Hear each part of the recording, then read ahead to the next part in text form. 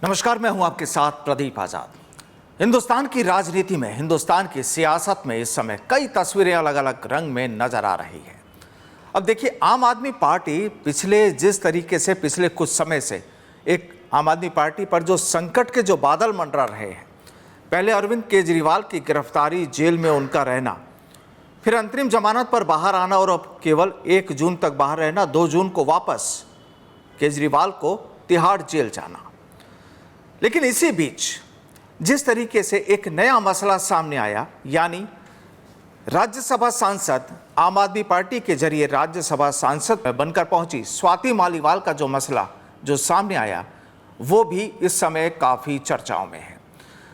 स्वाति मालीवाल की ये जो पूरी कहानी है, जो पूरा मामला जो सामने आ रहा है पिछले 2-3 दिनों से, जो हिंदुस्तान की राजनीति में जो चर्चाएं हैं, अब उसमें जो पूरा अपडेट हुआ वो ये कि अरविंद केजरीवाल के पीए विभव कुमार को दिल्ली पुलिस ने गिरफ्तार कर लिया। पूरी कहानी अभी तक लगातार चल रही थी और अब उनकी गिरफ्तारी के बाद और स्वाति मालीवाल के ही खिलाफ जिस तरीके से दिल्ली सरकार की मंत्री आतिशी ने जो बयान जारी कर आज कई सवाल खड़े कर दिए, यानी इन तमाम माहौल के बीच कुछ ऐसा लगता है कि अब आम आदमी पार्टी अपनों के बीच में ही, अपनों ही के द्वारा फंसकर रह गई है। आज दिल्ली सरकार के मंत्री आतिशी ने एक प्रेस कॉन्फ्रेंस कर जिस तरीके से काफ़ी कुछ सवाल उठाए और स्वाति मालीवाल को कटघरे में खड़ा किया, वो भी एक बड़ा विषय है। क्या कहा दिल्ली सरकार की मंत्री आतिशी ने, आइए आपको सुनाते हैं। स्वाति मालीवाल जी की एक वीडियो सामने आई, मुख्यमंत्री आवास के ड्राइंग रूम की वीडियो सामने आई। उस वीडियो को पूरे देश ने देखा। उस वीडियो में स्वाति मालीवाल जी साफ साफ कह रही हैं कि मैंने 112 कॉल कर दिया है और पुलिस आने वाली है। तो उनके अपने शब्दों से ये स्पष्ट है कि जिस समय का वो वीडियो है वो उस समय के बाद का है जहां पर वो क्लेम कर रही हैं कि उनके ऊपर हमला हुआ। लेकिन उस वीडियो को देखकर साफ साफ नजर आ रहा है कि स्वाति मालीवाल जी के ना कपड़े फटे हुए हैं, ना स्वाति मालीवाल जी दर्द से कराह रही हैं, ना स्वाति मालीवाल जी के सर पे चोट लगी हुई है। जो सारी बातें स्वाति मालीवाल जी ने अपनी शिकायत में कही हैं, जो स्वाति मालीवाल जी ने एफआईआर में दर्ज करवाई है, तो ये वीडियो साफ साफ दिखा देता है कि जो कुछ शिकायत में लिखाया गया वो सब सरासर झूठ है। वो ऊंची आवाज में पुलिस कर्मियों को ललकार रही हैं, धमका रही हैं, और वो कहीं पर भी उनको शिकायत करती नहीं नजर आ रही हैं कि उनके साथ कुछ गलत हुआ। वो कहीं पर विभव कुमार जी पर इशारा करती हुई नहीं आ रही हैं, कहती हुई कि इन्होंने मुझ पे हमला किया, बल्कि वो विभव कुमार जी के लिए अपशब्दों का प्रयोग कर रही हैं, ऊंची आवाज में कर रही हैं। तो कल जो वीडियो सामने आया उसने पूरे देश के सामने स्वाति मालीवाल जी के आरोपों का पर्दाफाश कर दिया। आज एक दूसरा वीडियो हम आपको दिखाने जा रहे हैं। ये सीएम आवास के गेट के सीसीटीवी की फुटेज का वीडियो है। ये भी स्वाति मालीवाल जी के झूठ को सामने रख देता है, क्योंकि अगर आप सबने ये एफआईआर देखी है जो स्वाति मालीवाल जी ने फाइल करी है, उसमें वो ये कहती हैं कि मुझ पर इतना हमला हुआ कि मैं चल नहीं पा रही थी, कि मैं बेहोशी की हालत में थी, कि मैं बैठ गई, कि मैं लंगड़ा लंगड़ा के चल रही थी, मैं दर्द से कराह रही थी। ये सब स्वाति मालीवाल जी ने अपनी शिकायत में लिखा। लेकिन सीएम रेजिडेंस का गेट का सीसीटीवी का फुटेज ये साफ साफ दिखाता है कि स्वाति मालीवाल जी आराम से, तेज स्पीड से बिना किसी परेशानी के चल के हाई स्पीड पर बाहर जा रही हैं।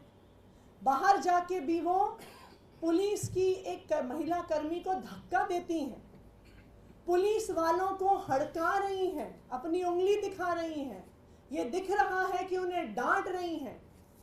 कहीं पर भी स्वाति मालीवाल जी के कपड़े नहीं फटे हुए, कहीं पर भी उनको सिर पर चोट नहीं लगी हुई है। दूर दूर तक वो लंगड़ा कर नहीं चल रही हैं, वो दर्द में करहा कर नहीं चल रही हैं। ये बिल्कुल साफ है कि जो कुछ इस एफआईआर में लिखा है, जो कुछ आरोप लगाए गए हैं कि मैं चल नहीं पा रही थी, मैं बेहोशी के हालत में थी, मैं दर्द से कराह रही थी, मैं लंगड़ा रही थी, स्वाति मालीवाल जी का वीडियो साफ कर देता है कि बिल्कुल भी इस प्रकार की उनकी स्थिति नहीं थी। तो आज इन दोनों वीडियो ने ये साबित कर दिया है कि स्वाति मालीवाल जी के आरोप झूठे थे। स्वाति मालीवाल जी जो आरोप लगा रही हैं, ये एक बड़े षड्यंत्र का हिस्सा है जो दिल्ली के मुख्यमंत्री अरविंद केजरीवाल जी के खिलाफ रचा जा रहा है, भारतीय जनता पार्टी द्वारा रचा जा रहा है। कल से, जब से ये वीडियो सामने आए हैं, जब से ये षड्यंत्र सामने आया है, कई लोग हमसे पूछ रहे हैं कि आप कह रहे हैं ये भारतीय जनता पार्टी का षड्यंत्र है, तो स्वाति मालीवाल जी का भारतीय जनता पार्टी से क्या लेना देना है? इस केस का भारतीय जनता पार्टी से क्या लेना देना है? तो आज मैं इस पूरे मामले का, स्वाति मालीवाल जी का और भारतीय जनता पार्टी का क्या लेना देना है, इसके तार आपस में कैसे जुड़े हुए हैं, इस तार जुड़ने का क्या प्रमाण है, मैं आपके सामने रख रही हूं। नंबर 1, आप सब जानते हैं कि ये भारतीय जनता पार्टी का फॉर्मूला है, एक स्टैंडर्ड ऑपरेटिंग प्रोसीजर है कि वो विपक्ष के नेताओं पर ईडी के केस करते हैं, सीबीआई के केस करते हैं, पुलिस के केस करते हैं, इकोनॉमिक ऑफेंसेस विंग के केस करते हैं, एंटी करप्शन ब्यूरो के केस करते हैं, और उस केस के आधार पर धमकियां देकर स्क्रू टाइट करके उन नेताओं को या तो ब्लैकमेल करते हैं या भारतीय जनता पार्टी में लेके आते हैं। हमने देखा है कि विपक्ष के ऐसे नेताओं की लाइन है जो भारतीय जनता पार्टी में गए हैं, चाहे वो हेमंत बिस्व शर्मा हो, चाहे वो प्रफुल्ल पटेल हो, चाहे वो अजीत पवार हो, जिनके ऊपर केस हुए, जिनका स्क्रू टाइट किया गया और फिर वो भारतीय जनता पार्टी में गए। उसी तरह से स्वाति मालीवाल जी पर भी भारतीय जनता पार्टी की एंटी करप्शन ब्यूरो ने एक केस किया हुआ था। ये case Delhi Commission for Women में illegal recruitment of contractual employees के बारे में केस था। ये केस कई सालों से चल रहा है, इसमें एफआईआर हो गई है, इसमें चार्जशीट हो गई है, और अब इस केस में सजा का, कन्विक्शन का समय पास आ रहा है। हमारा ये मानना है कि इसी केस को आधार बनाकर, जेल की धमकी देकर, सजा की धमकी देकर स्वाति मालीवाल जी पर दबाव बनाया जा रहा है, उनको इस षड्यंत्र का हिस्सा बनाया जा रहा है, क्योंकि ये भारतीय जनता पार्टी का स्टैंडर्ड ऑपरेटिंग प्रोसीजर है। Number 1। Number 2, Bharatiya Janata party का इन्वॉल्वमेंट कैसे दिख रहा है? उनकी पूरी मशीनरी एमएचए से दिल्ली पुलिस तक कैसे काम कर रही है, उसका दूसरा प्रमाण कल 30 हजारी कोर्ट के सामने आया। कल विभव कुमार जी ने एक एप्लीकेशन फाइल करी और कहा कि मेरे संज्ञान में आया है कि मुझे इस एफआईआर में आरोपी बनाया गया है। जो एफआईआर पिछले 2 दिन से सारे मीडिया वालों के पास है। विभव कुमार जी ने 30 हजारी कोर्ट में केस फाइल किया और कहा कि इस एफआईआर की कॉपी आधिकारिक रूप से मुझे उपलब्ध कराई जाए। कल दिन भर कोर्ट मांगता रहा, 30 हजारी के कोर्ट में ये केस चल रहा था। कोर्ट दिन भर दिल्ली पुलिस से मांगता रहा कि भाई एफआईआर की कॉपी दो, एफआईआर की कॉपी दो। कल शाम को थक हार कर जब एफआईआर नहीं आई तो 30 हजारी के कोर्ट ने ऑर्डर किया कि आज सुबह दिल्ली पुलिस एफआईआर की कॉपी लेके 30 हजारी कोर्ट में हाजिर हो। और अब आप देखिए कि आज सुबह दिल्ली पुलिस कोर्ट में एक जवाब देती है जो हम आपसे शेयर करेंगे कि ये एफआईआर बहुत सेंसिटिव है, इसलिए इस एफआईआर को हम कोर्ट में जमा नहीं कर सकते, हम आरोपी को नहीं दे सकते। तो जो एफआईआर पिछले 2 दिन से हर मीडिया वाले के हाथ में है, हर टीवी चैनल को भेजी गई, हर यूट्यूबर को भेजी गई, हर अखबार को भेजी गई, हर वेबसाइट को भारतीय जनता पार्टी द्वारा भेजी गई, आज भारतीय जनता पार्टी की पुलिस ये कह रही है कि हम कोर्ट को नहीं दे सकते, हम अक्यूज्ड को नहीं दे सकते। ये क्या दिखा रहा है कि ये भारतीय जनता पार्टी की साजिश एसएचओ सिविल लाइन से नहीं चल रही है, ये साजिश कमिश्नर पुलिस से नहीं चल रही है, ये साजिश सीधा एमएचए से और होम मिनिस्ट्री से चल रही है। इस केस को सीधा भारतीय जनता पार्टी के हाईएस्ट लेवल से मॉनिटर किया जा रहा है, चाहे वो उस केस को मीडिया में चलाना हो और चाहे ये कहना हो कि हम आरोपी को एफआईआर नहीं देंगे। नंबर 3, विभव कुमार जी ने 24 घंटे पहले एक दिल्ली पुलिस में एक काउंटर कंप्लेंट दर्ज करी। अभी तक विभव कुमार जी की कंप्लेंट के आधार पर दिल्ली पुलिस ने एफआईआर दर्ज नहीं करी। ऐसा कैसे हो गया कि स्वाति मालीवाल जी का जब मुद्दा सामने आता है तो पुलिस वाले खुद उनके घर पहुंच जाते हैं, भारी संख्या में पहुंच जाते हैं, 4-4 घंटे तक उनके यहाँ रहते हैं, 1 घंटे के अंदर एफआईआर फाइल कर देते हैं, 2 घंटे के अंदर मीडिया पे चलवा देते हैं। लेकिन जब विभव कुमार जी कंप्लेंट फाइल करते हैं, ट्रेसपासिंग की कंप्लेंट फाइल करते हैं, सिक्योरिटी ब्रीच की कंप्लेंट फाइल करते हैं, सरकारी अफसरों पर किस तरह से उनको काम करने से रोका गया, उनके साथ धक्का मुक्की हुई, उसकी कंप्लेंट फाइल करते हैं, तो दिल्ली पुलिस चुप है। दिल्ली पुलिस उस पर एफआईआर नहीं कर रही है, दिल्ली पुलिस उस पर जवाब तक नहीं दे रही है। क्यों नहीं दे रही है? क्योंकि दिल्ली पुलिस इस केस पे इन्वेस्टिगेशन नहीं कर रही है। दिल्ली पुलिस सिर्फ और सिर्फ भारतीय जनता पार्टी का एक हथियार बनकर चुनाव से पहले अरविंद केजरीवाल जी पर हमला कर रही है। ये है इस पूरे केस की सच्चाई। ये पूरा मामला अरविंद केजरीवाल जी पर हमला करने के लिए है। ये पूरा मामला चुनाव से जुड़ा हुआ है और अरविंद केजरीवाल जी की जमानत होने के बाद, अरविंद केजरीवाल जी के जेल से बाहर आने के बाद उन पर ये आरोप लगाने का एक बहुत बड़ा षड्यंत्र है जो भारतीय जनता पार्टी ने रचा। Thank you. लेकिन आप जो सब आरोप लगा रही है Swati Maliwal critical report I. When there is a footage of her coming out, is there a footage which shows that she is barging in and trying to go inside? हमने दिल्ली पुलिस को सारी फुटेज अवेलेबल करवा दी है। हमने उनको कहा है वो जो सारी फुटेज देखना चाहते हैं वो देख लें। इस फुटेज को देख के सारा दूध का दूध, पानी का पानी हो जाएगा। इस फुटेज को देखकर जो आज फुटेज अभी हमने आप लोगों से भी शेयर की है, ये भी सामने आ जाता है कि क्यों स्वाति मालीवाल जी ने उस दिन मेडिकल नहीं करवाया।